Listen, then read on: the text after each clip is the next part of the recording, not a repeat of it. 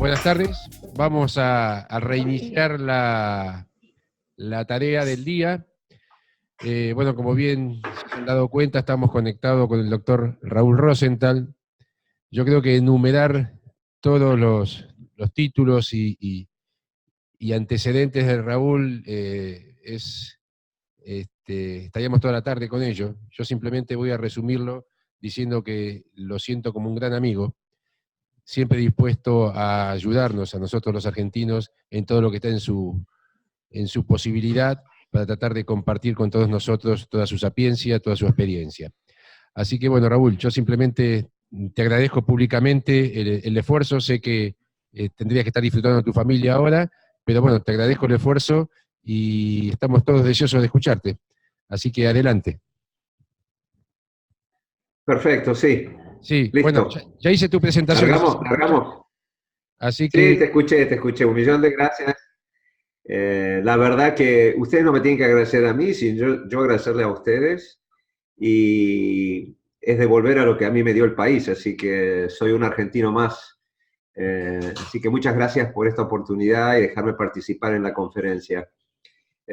Como ven en esta diapositiva, la Cleveland Clinic por tercer año consecutivo fue nominada como el hospital número 1 en Miami-Dade, o sea que estamos por encima de la Universidad de Miami, del Baptist, del Memorial, y en cirugía gastrointestinal somos número 17 en el país, que para un hospital de unas 300 camas como es el nuestro es un gran orgullo. Y somos el servicio número 1 de gastroenterología y cirugía gastrointestinal en todo el estado de Florida. Así que esto lo digo con mucho orgullo y quizá de alguna forma para dar un poco más de validez a lo que les voy a decir. También quiero aprovechar la oportunidad de invitarlos en febrero a nuestro FORGAT Symposium, que va a ser el 7º año consecutivo que hacemos también el Congreso de Cirugía por Fluorescencia. Y les digo que de todo lo que ha pasado por mi escritorio en los últimos 30 años como cirujano, después de la laparoscopía, operar con luz infrarroja, con fluorescencia, es probablemente lo que tiene más valor y ventaja para nuestros enfermos. Así que, si no vienen al Congreso en febrero, yo vengo a Buenos Aires y vamos a tener un simposio con Medtronics sobre cirugía de fluorescencia. Les hablo con la experiencia de más de 6.000 cirugías bariátricas, como ven ustedes acá. Hemos hecho aproximadamente unos 2.800 bypasses, más de 2.000 mangas. Hicimos unas 800 revisiones. En ese entonces las reoperaciones eran solamente del 6%, mientras que ahora las reoperaciones han incrementado al 15%. Prácticamente se han duplicado en un periodo de menos de 10 años. Uno de los problemas que nosotros tenemos es que la gente le llama todo revisiones. Y yo propuse ya hace años, cuando era presidente de la Asociación Americana de Cirugía Bariátrica, que cambiemos la nomenclatura, porque hay distintos tipos de revisiones. Entonces yo les pedí que las revisiones y las reoperaciones dividirlas en reversiones, en conversiones y en revisiones. Yo les voy a decir por qué mi consejo de hacer este tipo de clasificación. El tipo de reoperaciones en cirugía bariátrica pueden ser por complicaciones o pueden ser también porque los enfermos no responden bien o vuelven a ganar de peso. Pueden ser debido a bandas o a cirugías que no tienen relación con la banda gástrica. Nosotros nos fijamos años atrás, cuando nos vimos unas 2%, como se lo mostré al principio de esta charla, y que a nivel nacional los Estados Unidos han duplicado en un periodo de menos de 10 años a un número muy similar. Así que no estamos reoperando el 35% ni el 25% de nuestros pacientes, sino un 15 o un 16%. Y esto es importante porque nosotros los cirujanos tendemos a dramatizar y a negativizar todos nuestros resultados, especialmente en cirugía bariátrica. Cuando consideramos que un enfermo tiene problemas en el sentido de que ha fallado la cirugía o que ha reganado peso por otro tipo de motivos, y cuando no pierde más del 50% de exceso de peso, cuando el índice de masa corporal no es menos de 35, o cuando tiene una reganancia de peso de más del 20%.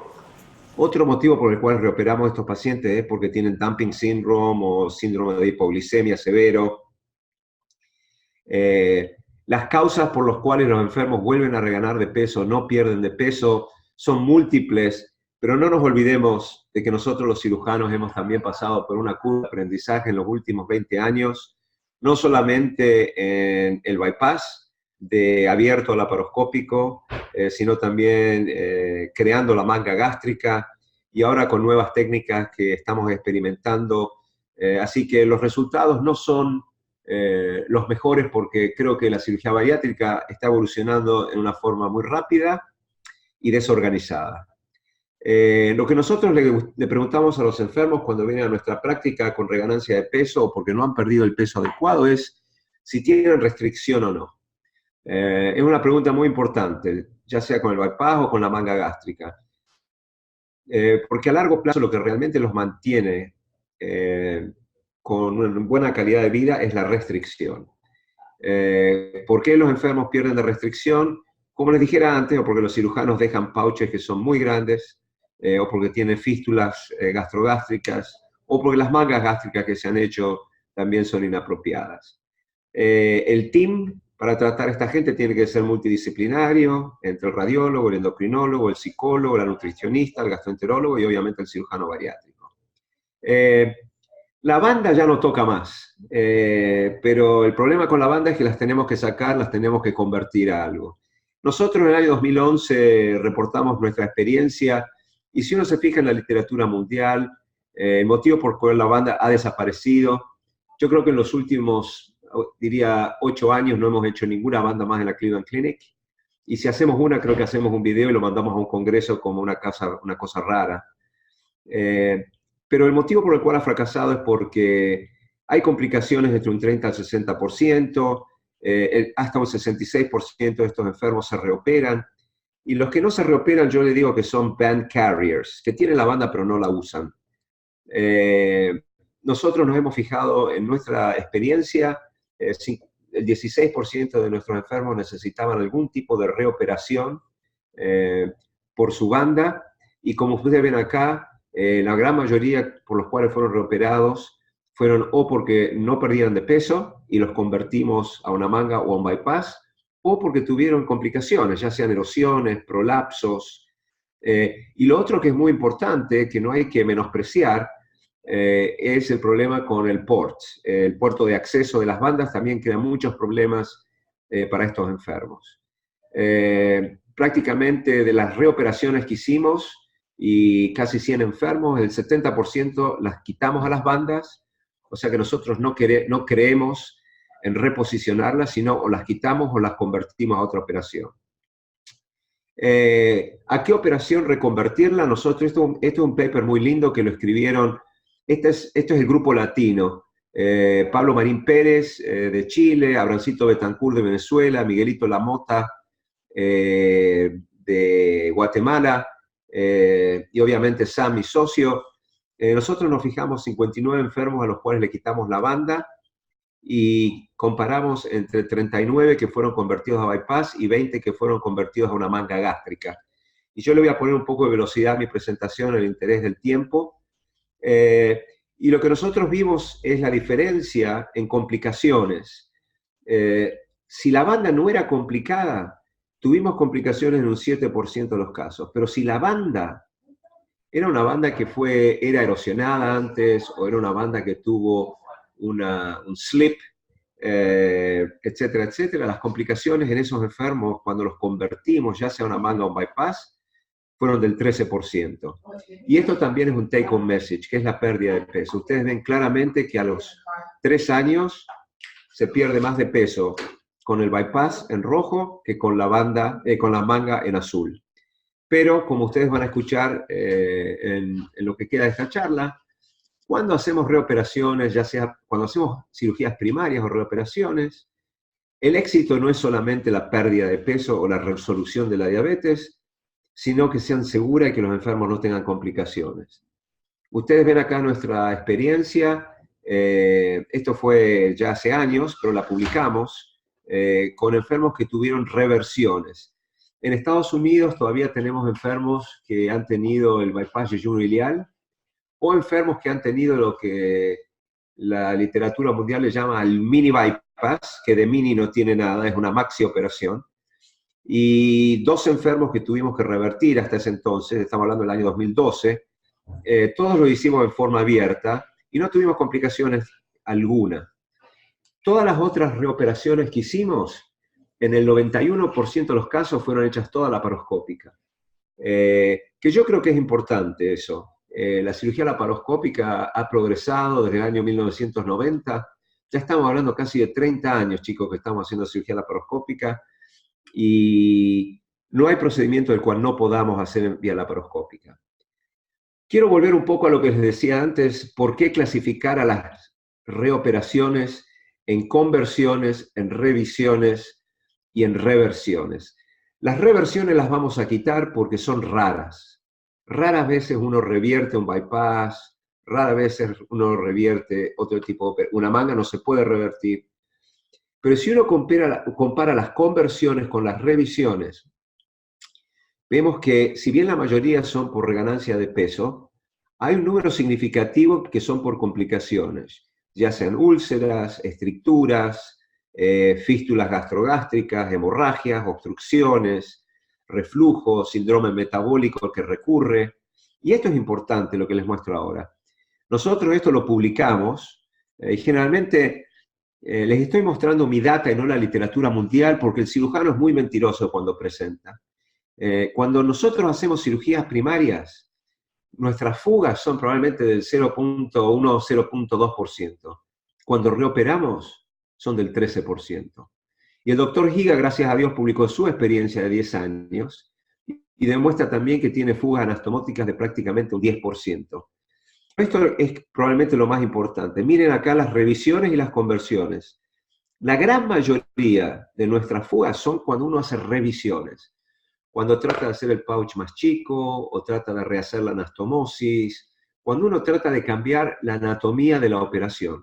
Cuando uno convierte la anatomía de una banda a un bypass, de una manga a un bypass, generalmente las complicaciones son menores y especialmente cuando la conversión es por una reganancia de peso que por una complicación. Ustedes ven acá la morbilidad de las reoperaciones, 22%, y esto es la otra, la mortalidad. Si nosotros hemos perdido enfermos que han muerto por cirugía bariátrica, todos ellos, la gran mayoría, con raras excepciones, ya sea una embolia pulmonar o rhabdomiolisis en un enfermo de casi 980 libras, al cual hicimos una manga, casi todas fueron por reoperaciones. Ustedes ven por qué los enfermos tuvieron mortalidad, ya sea porque tuvieron una sobredosis de droga, una colitis ulcerosa fulminante, y una enferma que no quería estar en un respirador y tenía enfermedad cardíaca crónica y se fue a falla cardíaca. Y acá está el mensaje para llevarse a la casa, que es que las revisiones, las reoperaciones pagan precio. Cuando uno opera, tiene complicaciones, pero cuando uno reopera, las complicaciones se multiplican el 10%. Las estrategias para mantener presentes son, traten de buscar todos los records de los enfermos. Cirugía bariátrica ya no es nueva en Argentina ni en el mundo, así que si alguien le hizo un bypass o le hizo una banda o le hizo una manga hace 10 años, hace 20 años, traten de conseguir todos los récords, especialmente el parte quirúrgico. Recomienden a sus enfermos que se lleven el parte quirúrgico hoy, porque ¿quién va a saber lo que va a pasar en 10 años? Si el cirujano todavía está practicando y está con vida, llámenlo, pregúntenle. Hagan su propio diagnóstico. No tomen los diagnósticos de los colegas que se lo mandan con endoscopías o tomografías, porque a la larga el último que toca al enfermo es el que se lo carga. Así que si lo van a tocar y se lo van a llevar, como quien dicen, como mochila, más vale que estén seguros de la cirugía que le van a hacer. Traten de tener un buen consentimiento. Acuérdense que los motivos por los cuales las cirugías bariátricas fallan pueden ser estructurales, funcionales y también, obviamente, de tipo psicológicas. Los robots, obviamente, ni siquiera vamos a hablar de eso porque no tienen ningún tipo de rol. Traten de poner la mayoría de trocares que necesiten para tener siempre buen acceso y buenas ergonómicas para que ustedes siempre puedan trabajar con los hombros abajo y no con los hombros arriba. Y también acuérdense que los trocares de 5 milímetros no dejan cicatrices, causan mínimo dolor y les dan otra mano en el quirófano. Yo trato de usar mucho tijeras sin ningún tipo de energía. La cruz derecha del diafragma ha sido siempre para mí el reparo más importante cuando hago reoperaciones en cirugía bariátrica o reoperaciones en cirugía del foregut. Siempre hay que mirar el hiato porque hay mucha hernia en estos enfermos que debido a la cirugía que le estamos haciendo tienen mucho náusea, mucho vómito y creo que a la larga eso es otro problema que les causa las hernias de hiato. Hagan seriadas gastroduodenales para ver las anastomosis distales, porque lo peor que puede pasar es hacer reoperaciones en el tracto gastrointestinal superior y haya una obstrucción distal. Eso es un resultado de tragedia. La regla de un centímetro, cuando uno pone líneas de grapadoras que estén separadas por más de 1 centímetro para evitar que haya isquemia. Obviamente en el año 2019 nosotros, todas nuestras reoperaciones, usamos luz infrarroja y le hacemos ICG para que haya documentación, que haya buen flujo sanguíneo. Siempre tengan un endoscopio en quirófano o un gastroenterólogo si no tienen endoscopio. Especialmente para los jóvenes que están sentados en la audiencia, cuando hagan reoperaciones, llamen y llévense siempre a su socio. Es mejor tener a alguien sin cabello o con pelo gris al lado que estar solito.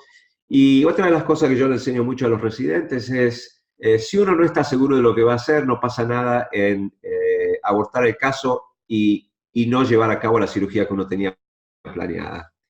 Esta es una presentación que acabamos de hacer en el mes de junio en el ASMBS Weekend, donde nosotros nos fijamos en 14 años de nuestra experiencia, que es el tiempo que estamos haciendo mangas gástricas.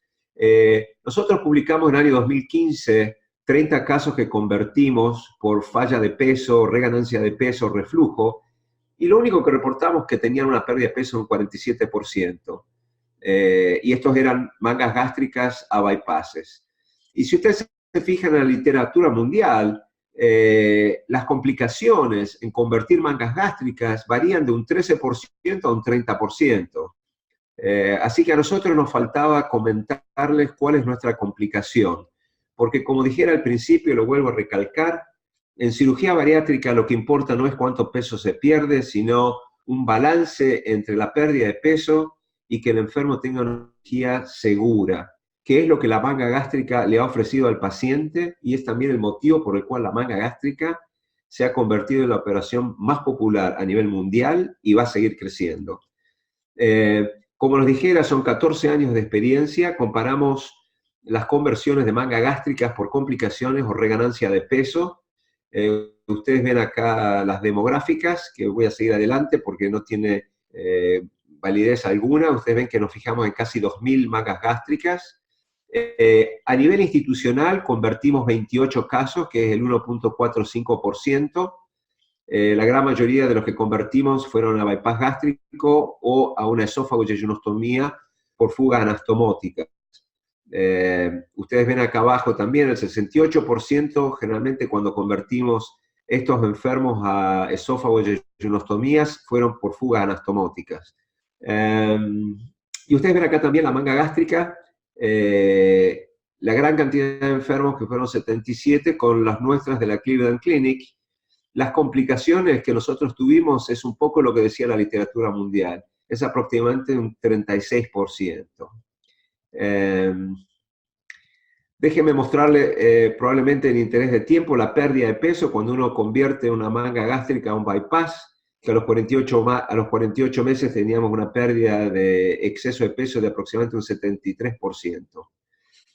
Esto creo que es importante, y muy brevemente ya llego al final de mi charla, que es el Omega Loop Gastric Bypass, o lo que la gente le llama el Mini Gastric Bypass.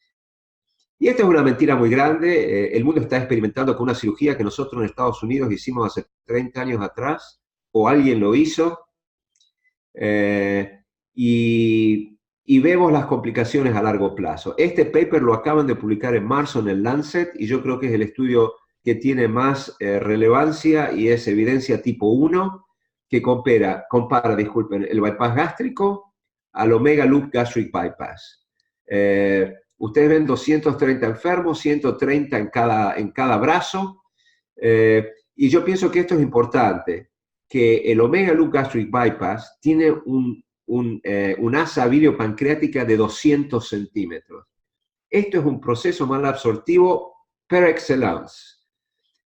Así que si ustedes se van a poner a hacer Omega Loop Gastric Bypass o Mini, le están haciendo Maxi Bypass a todos los enfermos suyos. No es comparable. Y si ustedes se fijan que el 21% de los enfermos no los pudieron seguir en ambos grupos prácticamente, o sea que los brazos son muy bien comparables. A largo plazo, 35% de pérdida de peso prácticamente en ambos enfermos. Ustedes ven de que la hemoglobina A1C en los dos grupos era comparable, pero acá vienen los problemas. Si bien ustedes ven que con la diabetes, el Omega Loop Gastric Bypass tiene más remisión que con el Gastric Bypass convencional, cuando uno ve la malnutrición y las diarreas, son significativamente más grandes en el grupo del Omega Loop Gastric Bypass que en el bypass convencional. Lo mismo con la gastritis, lo mismo con la esofagitis y con la malnutrición. Así que pienso que es importante que ustedes tengan mucho cuidado en Argentina de no hacer los errores que otros países están haciendo, incluyendo Europa, en crear clubes de mini gastric bypass y empezar a hacer estas operaciones sin control. Este es un paper que nosotros acabamos de publicar en SORT este año, y yo pienso que es también un mensaje para llevárselo a la casa.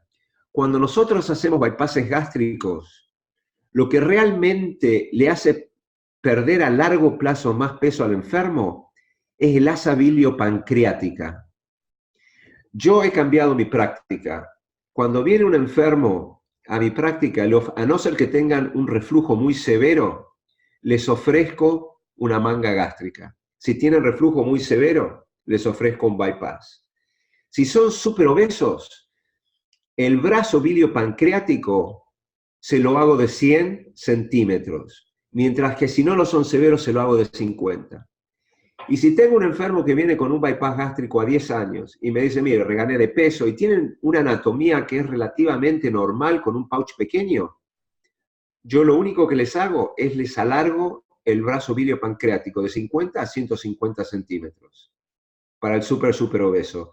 Porque lo que nosotros aprendimos del mini bypass o el Omega Loop Gastric Bypass, que es que lo que realmente vale es la longitud del asa intestinal biliopancreática.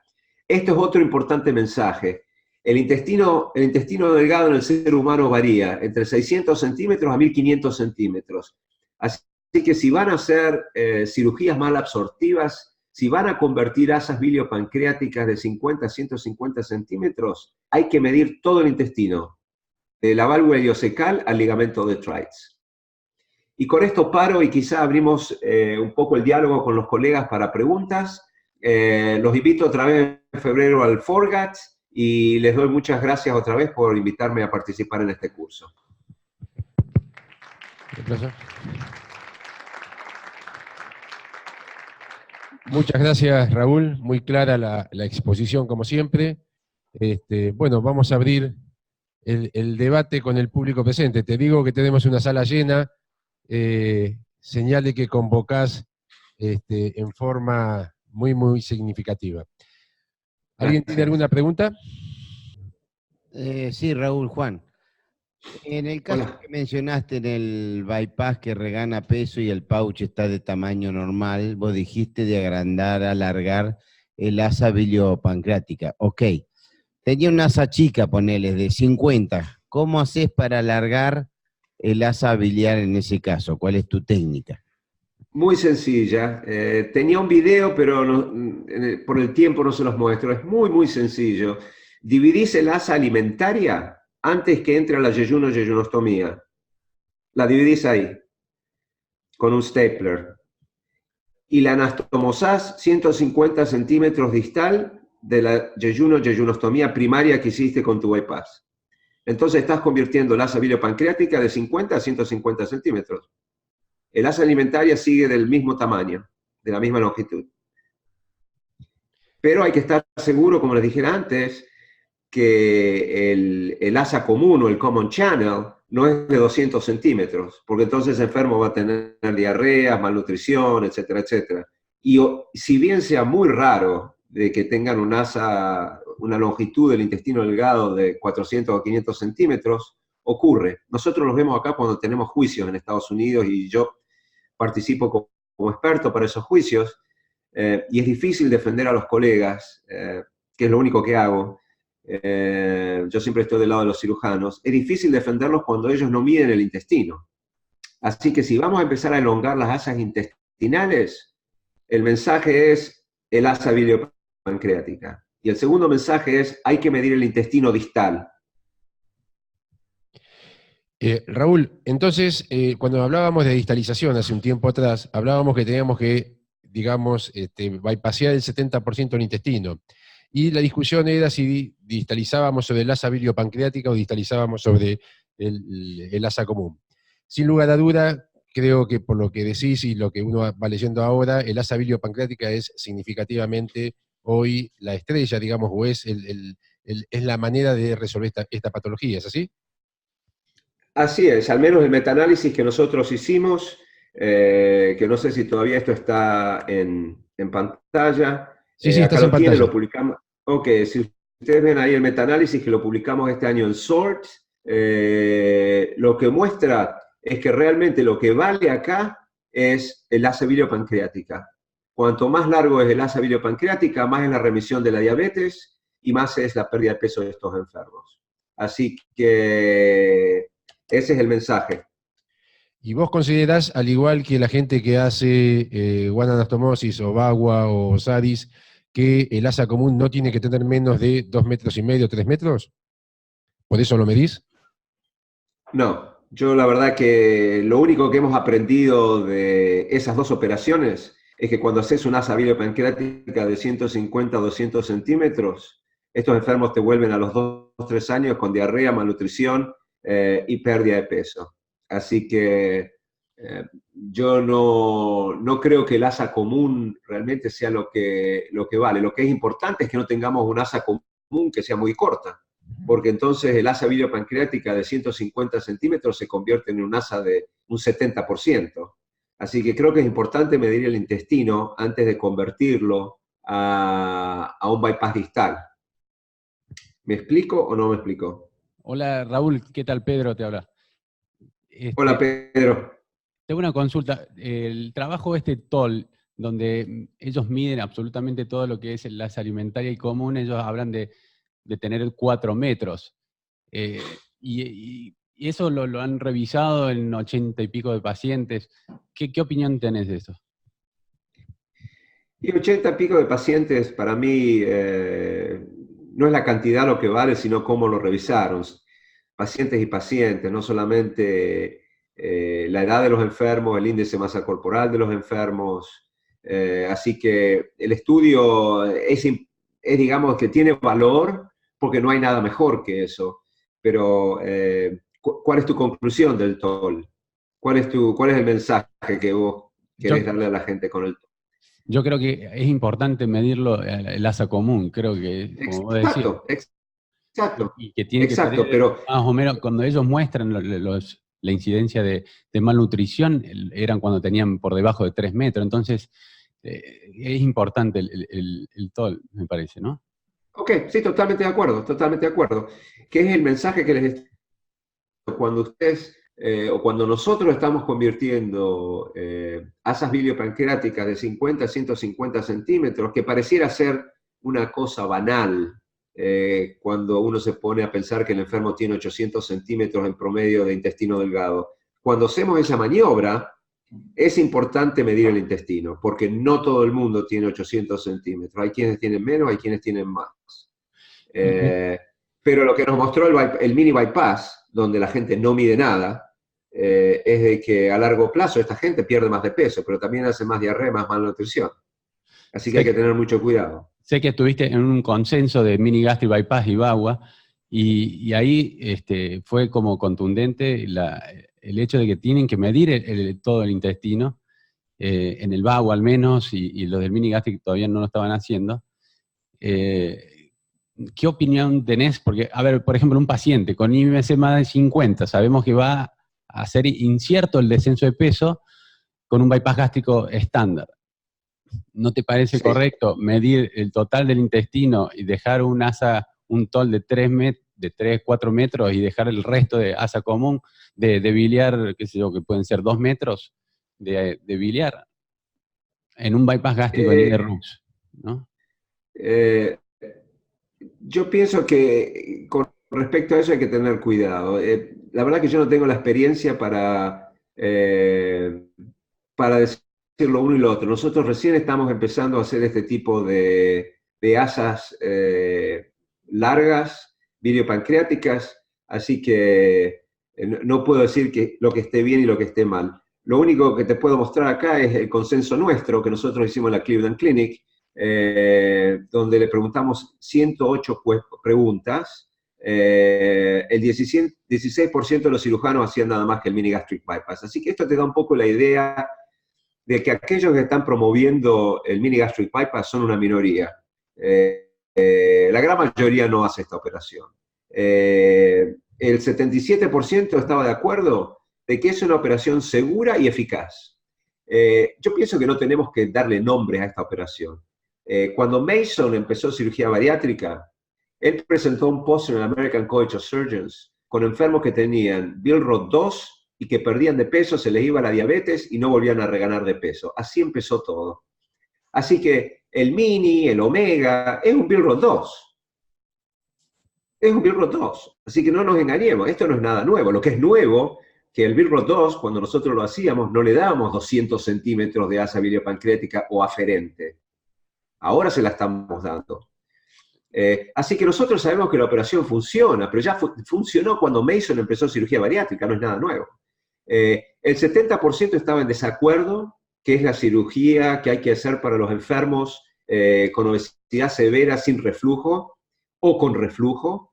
Lo que es interesante es que hay cirujanos que están convirtiendo no solamente el reflujo ácido a reflujo ácido y biliar, y que están haciendo esta operación para enfermos con mangas gástricas con reflujo.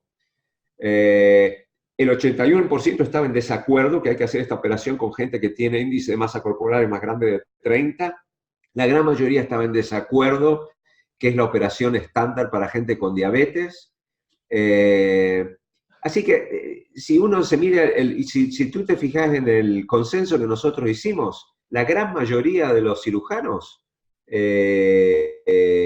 no encontraron consenso en nada.